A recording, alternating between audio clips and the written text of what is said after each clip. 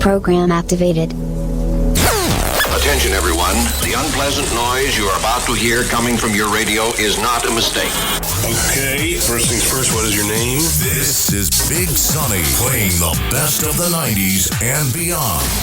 Are you ready for this? Yeah. Radio in motion. Please do not turn off your radio, but turn up the volume on your receiver as high as it can go. All right, here we go. Radio in motion.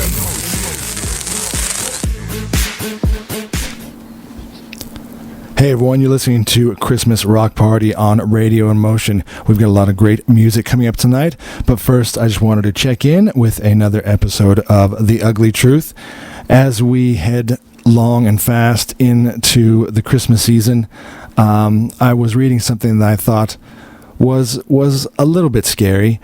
Look, for me, topics are all there for the picking, but usually I try to find something that sort of resonates with me at the time. I love movies and music and pop culture and history and science, and just I love having a good discussion, a debate about anything. Love to discuss anything, and as I always say, when I have these discussions, always keep an open mind and always be willing to have an open discussion. Don't ever shut someone down. Don't be so consumed by any one ideal or ideology that you won't listen to someone else. You may walk away a little bit smarter than you thought. You don't have to, but you should at least listen. We live in such a cancel culture world where everyone gets so triggered, and that makes me sad because it used to be about conversation. Conversation is how we got where we are. Sometimes it fails, but sometimes it does work, folks. Whatever it is in the world, whether it's politics or science or any sort of ideology or religion, war, these are all the things that, you're certainly not supposed to talk about at parties. Never talk religion and politics, but they're the juiciest and most fun subjects. So I want to dive into something about AI in general and sort of the darker side of AI. And I want to start off talking just about science in general first, but I will allude later into something that's come out of IBM and their pursuit to how they're going to program AI and some of the sort of commandments that are going to guide them, which is a little bit scary, because just keep that thought in mind when we get there. Who's writing the AI? You know what I mean? It's not coming into life. It's not spawning out of nothing. This isn't Tron Legacy, where the ISOs, if you're a movie nerd, they just came into being. I don't think we're quite there yet. Somewhere, no matter what application and what program, or even AI itself, even if AI is learning by just taking information from the internet, it's learning from everything we input, someone still had to write the parameters of how it will respond to certain questions, and a human's doing that. So just think about who is that human, and do they have any particular ideologies or politics or specifics that they don't even know? Maybe they are unconsciously writing it in, but when we get to the IBM story, I think you'll find out that they are consciously writing it in, which is scary. So I just want to talk about science in general. I feel like for me, science, like anything else, history, all those subjects in school, it's something that you once you find out the facts about it, I suppose you sleep a little bit better at night when you find out about how things work. It's fascinating, and then the ground you're walking upon, the earth, the universe, the oxygen you're breathing, it's all fascinating to know that it is based on math, something that can be quantified, something that you can. I'm not saying I'm not a control freak. Of course, there are certain things in this universe you can't control, but some things you can, and you can put a number on it. And science, I thought, I always thought the whole point of science, it was by its very nature meant to be questioned. Constantly trying to prove and disprove itself. That is what scientists do. That is what they do with theories. They ask you, prove me wrong. I have found all this. Here's all the facts. Here's the data. Try to disprove it. Do your best. And the more it gets, proven that it's correct, again, it makes you understand then we're on the right track with certain things. So again, by its very nature, science was always supposed to be like that. But I think in the past few years, especially with COVID and politics getting mixed up in it, it makes me a bit sad that science has turned into more of a religion, which is a bit sad because it shouldn't be. And it's funny, you think back to some of the most amazing scientists in history that we base our facts on, someone like Galileo, being accused as a heretic. Obviously, his notion of the sun being the center of our known universe with the earth revolving around it was in, direct contrast to the church at the time and scripture. And yeah, he was, absolutely vilified as a heretic. But nowadays, you hear terms like trust the science. The word trust worries me. And other sayings like the World Health Organization, they would say things like, we own the science. That's troubling, that phrase, ownership. You don't own it.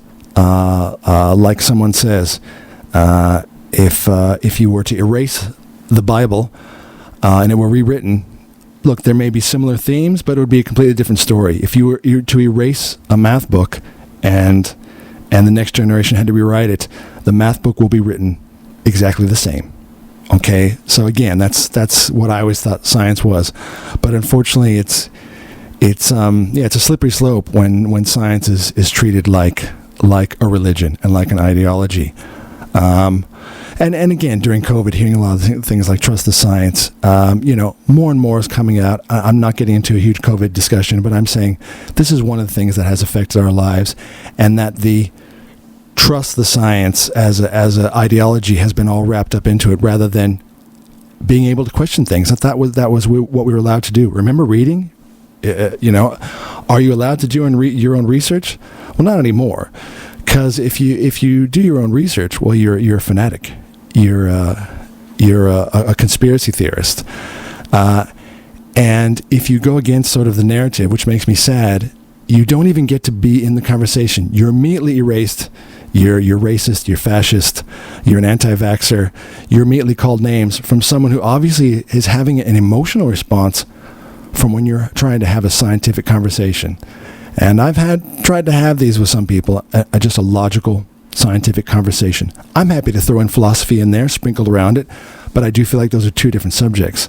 Let's talk philosophy or let's talk science. They are separate. But you are dismissed. And regardless of the facts that are coming out about COVID, you can't ask about Wuhan. You can't say lab leak. You get in trouble for that. I still would like to find out the facts. Why have we dismissed that? We've just forgotten about it. Wearing masks was pointless. Herd immunity, and with the vaccines themselves, a lot of the side effects, increased myocarditis in young men. I'm not a crazy person. Look this up yourself. These are now documented in medical papers, medical journals, which doctors read and go by. But I guess if they read them now, they have to keep them hush-hush, because you can't go against the narrative. Anyway, that's the science thing, which makes me a bit sad. And as we head into science, you can't debate it anymore. So if I can't debate gender, so everything's up for grabs. DNA. So if you try to bring DNA into the picture, talking about human DNA, someone will say, "Oh, that couldn't determine whether someone is a man or a woman." Again, I'm not getting into that debate. I'm just saying these are the things now that we've thrown science in, and we've brought in, more ego versus id, more philosophy, more the philosophy of self rather than the science. So if all of that's up for grabs, we really are living in the matrix. There is no more foundation of science. There is no more. We can debate everything: rocks and minerals, trees, plants, chlorophyll. All of that's none of it's real. I can just make it up. A rock could identify as a plant. I'm not trying to be cheeky. I'm just trying to be honest. Everything is up for debate once you go in there and you take the chisel to science and try to throw in philosophy into it. Is the periodic chart up for debate? It's oxygen. All of that's fantasy now. So anyway, that's my worry about just having these conversations in general. And it used to not be humans that led the way. It was humans that led the way through discovery. Humans that led the way through discovering science and trying to prove it using math, things that are tangible and immutable facts. But now we're getting into the world where, if you're a movie fan, you think of the dystopian future to be something like Terminator and Blade Runner, especially Terminator, that AI is going to turn on us. We're going to create artificial intelligence. It will spring to life. It will become self-aware. And the first thing it'll want to do is nuke us. All right. It makes for a great movie. Terminator 2, let's face it, best movie probably of all time.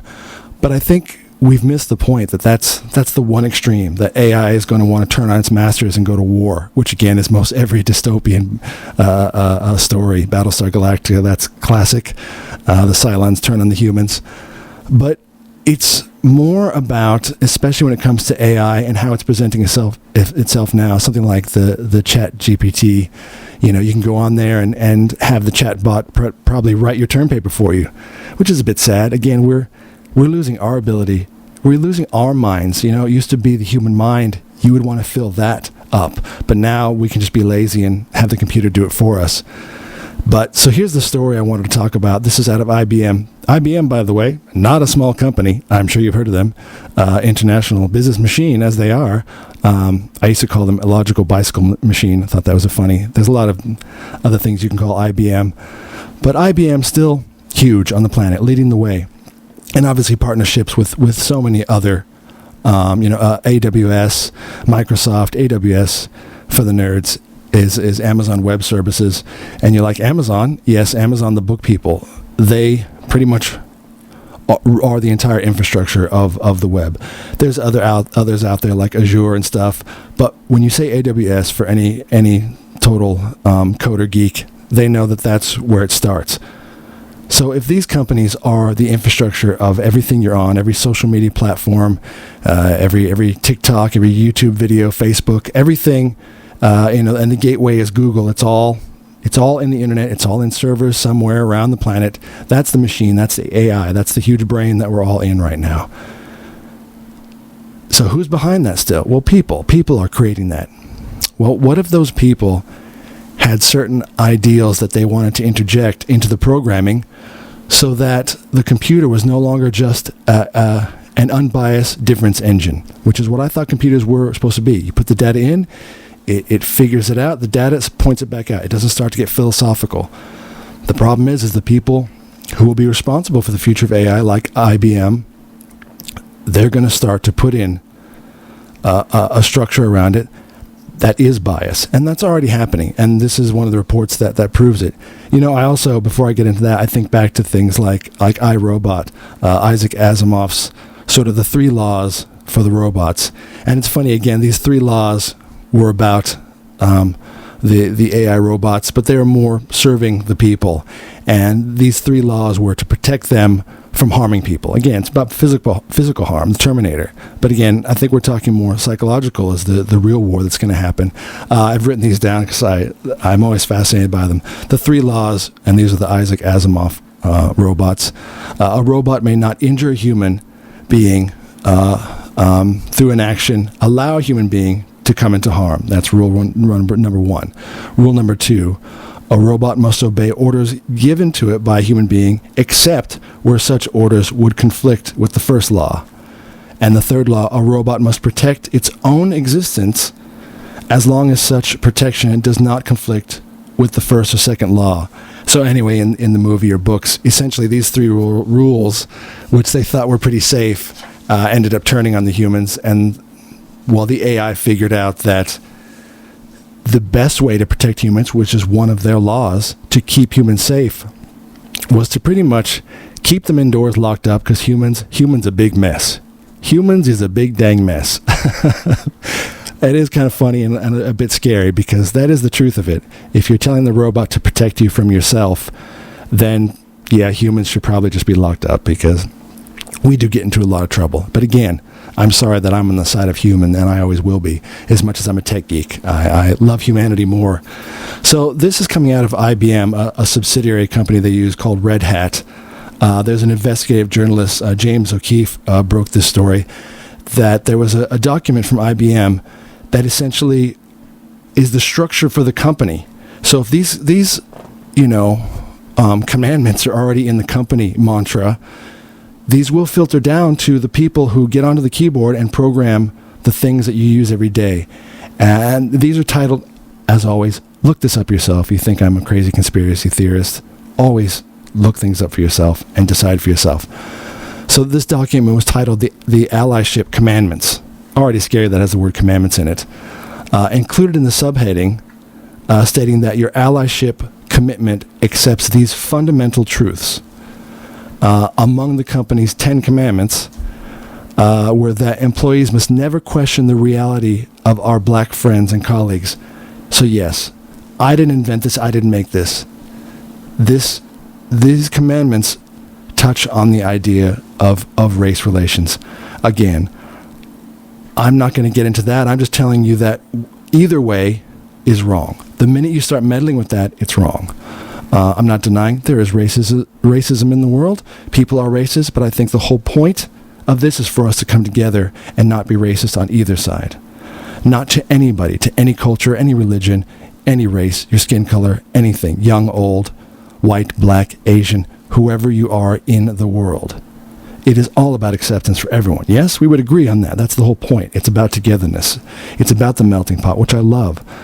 Like I always talk about cities like New York, cities like Melbourne even, the diversity is amazing. That is what's strong. The strength comes from everyone's diversity, all those cultures mixing together, those discussions, those ideas. That is a beautiful thing. So having said that, you can't go after me and say, just the fact that I'm talking about this subject, I must be a fascist or a racist. That's what really annoys me. Of course we can have these discussions. So this is coming from IBM. So this was also in response to a different leak from the reporter O'Keefe, which featured a video of the IBM CEO, Arvind Krishna. It was in a meeting, and it was basically, it would be specifically giving bonuses for those who would hire on the basis of race or sex. To use discrimination in hiring. Again, I'm not going to get into that. We say, oh, well, there's diversity. Of course there is. I realize there's a huge, DEI thing going on in all companies, diversity, equity, and inclusion. I have nothing against those things. On paper, those are great, but in action, when it comes to things like a company or hiring practices, I don't believe in that. I'm sorry. I don't think that's how it works. So this is what the CEO is saying, specifically quoted from him in the video. I'm very clear about this. I expect at the executive level, so that's not just my directs, but all executives in the company have to move forward by 1% on both underrepresented minorities. And he also interjected, let me say it, that Asians in the U.S. are not underrepresented minority in the tech company. However, others are. Ditto for gender diversity. So again, I'm just giving you the facts here. I'm not getting into a debate about that, although I do believe that any hiring should be based on meritocracy, on your experience and skills, and your appropriate levels to do the job. Nothing about your religion or your skin color or superficial things that you can't change. It should be about you, the individual. But this is coming down from the CEO. By the way, Asians get a bad rap. How sad is that? And, and people who have these topics and want to talk about this subject, why isn't someone calling him racist? Asians are fine. They're more than represented. So we'll push them in with white people. So we'll push them in with them. That's racism. So these are the people that are programming your AI, and that's just scary. That they would put these things in. And so another thing he said, you've got to move forward by a percentage, and this will lead to a plus on your bonus.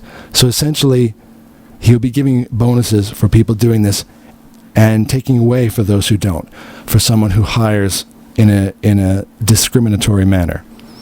So, think about things like Chat GPT. You would go on and if these commandments are in there, which are biased, I don't care if you're like, oh, you must be a right winger or a left winger. I don't care. I'm very zen. I'm balanced. I'm right down the middle.